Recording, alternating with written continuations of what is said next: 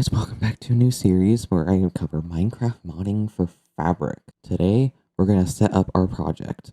First thing you want to do is head over to adoptium.net to download Java 21 if you do not have it installed already. You're going to want to download it, wait for it to download, run install, next, agree, install, and then you're going to want to set install Java home for the entire hard drive so that we can reference it in our project. I've already installed Java, so I do not need to run this again. Then you're going to want to over to jetbrains.com/idea, download, and download the community edition. This one is free and you do not need to pay for it. You're going to download and install that. Next, you're going to head to fabricmc.net, click develop a mod, online template mod generator, and then you're going to name the project.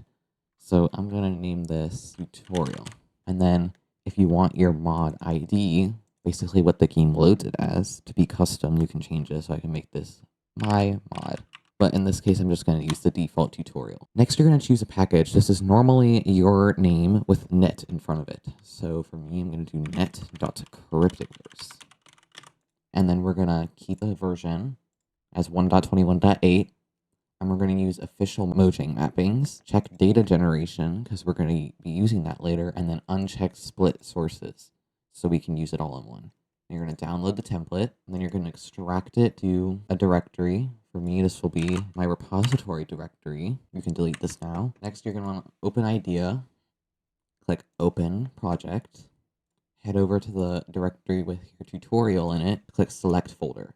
It's going to open this project up. This is going to say building, and you're going to wait until it says build successful in all caps. If a problem comes up saying this build uses Java 17 and you need 21, head over to settings, click settings, head over to build execution and deployment, build tools, then click Gradle, and set the Gradle JVM to 21 if it is not set already. Then you're going to want to click the little elephant on the side and click reload. And we're going to wait till this is done building. Alright, that is done. It says build successful in 1 minute and 12 seconds. Then we're going to open up our project, head over to the source folder, and under main Java, it should have your package right here, so net crypticverse. I'm going to create a new package. You access this by right-clicking, and then I'm going to put my mod ID, so tutorial. I'm going to take all of these by control selecting, and drag move them into tutorial. There we go. So this is my tutorial. This is a lot of stuff that's happening. So this is my tutorial class. It implements the initializer from Fabric. This is my mod ID right here, string, and this is the logger. The logger logs stuff when you run the game. So when the game loads up, we'll get a message that says hello Fabric world. So if I can change this to hello from tutorial mod, when I load the game, it should say hello from tutorial mod. Next, what you want to do is right-click, new Java class, and name this your mod ID. So if your mod ID is blocks and more, let's say, you're going to name this blocks and more, and then client. So for me, I'm doing tutorial. So this is tutorial client. And then in here, we're going to say implements, and then client mod initializer. When this pops up, you can click tab and it'll autocomplete the phrase for you. Gonna come up with an error because we have not implemented a method. So what we're gonna do is hover over it, click implement methods, make sure this is selected and click OK. So this is what loads up on your client. So then here I can reference tutorial, which is this class, dot logger dot warn. And then I can say client loaded. Now this is not referenced anywhere yet in Fabric. So this is your fabric.mod.json, which holds all the data for your mod. Under here, you're going to have the ID, the version, which is referenced using the build script. We'll get to that in a minute. The description tells everyone what your mod is about. Authors, me.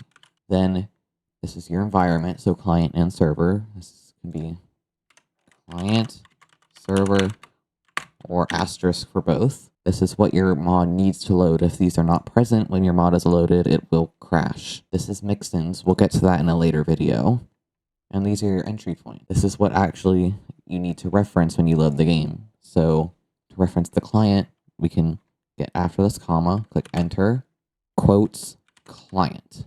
And then you can press tab. If that doesn't pop up, just type client and then put the 2 brackets, press enter, and then we're going to reference the package. So it's going to be net.crypticverse.tutorial and then tutorial client. So now whenever you load up Minecraft client, it'll reference everything inside here. That's what we need. So notice how you cannot run Minecraft from this drop-down menu. So we're going to open up our build script, which is this. This holds all the information for libraries in your project. So this configures data generation. These are your mappings. This is an implementation of the loader and the API, Fabric API. This holds all the information. We're going to click elephant on the side, click tasks. So you're going to click Fabric, and then you're going to run client. So this will run the Minecraft client for you. Wait for it to build. It should say Fabric loader loading up. Notice how in the logs down here it says from our tutorial, hello from tutorial mod, and a warning from our client, then client loaded. So this is how we know everything loaded correctly. So you can create a new world if you want. And there we go. We're in modded Minecraft. If you press F3, you'll see that it says Fabric. And you'll notice that you are wearing a default skin. This is because when you run it in a development environment, not production, you do not need a Minecraft account to play. So if you notice, I am a player 321. So we can go ahead and close out Minecraft. Just say build successful. That's all there really is to it, to making a tutorial mod. You'll notice there is a mix-in package here. Currently, we do not need this right now. This doesn't really do anything yet. Mix-ins are actually a really powerful tool that I will explain in a future video with you guys. Under the assets folder, you'll find a tutorial folder that's auto-generated. This is what loads up on the client. This is the texture files and the language files and the block models and all that stuff. So this folder right here under assets must map the ID of your mod. If it does not, nothing will load correctly. So if your mod is named another mod, this folder must be named another mod. If you're wondering why this has a $sign and parentheses on the version, in our build script, we take the version from the project and expand the version to this file. So this will autofill. There's also a Gradle properties file that holds all your data for your mod. The version of Loom, which is what builds the project. The version of your mod, you can change this if you want. The group, you can also change this. The name, your ID, and then the version of Fabric, the loader, and the Minecraft version. And then up here is just arguments and stuff for building the project. If you find that it's lagging, when you build the project, you can change the memory to 3 or 4 gigabytes, and then that's all there really is to it. If you want to build the project into a file to publish, you run under tasks, build, and then run build. This will put the built file under the build folder, under libs, and then your ID dash the version and the sources. This is the file that you publish to websites and places where people want to use your mod. And that's all there really is to setting up a Fabric mod. Thank you for coming out to this video today. I hope you learned something, and I'll see you in the next one where we can add custom items. Ooh.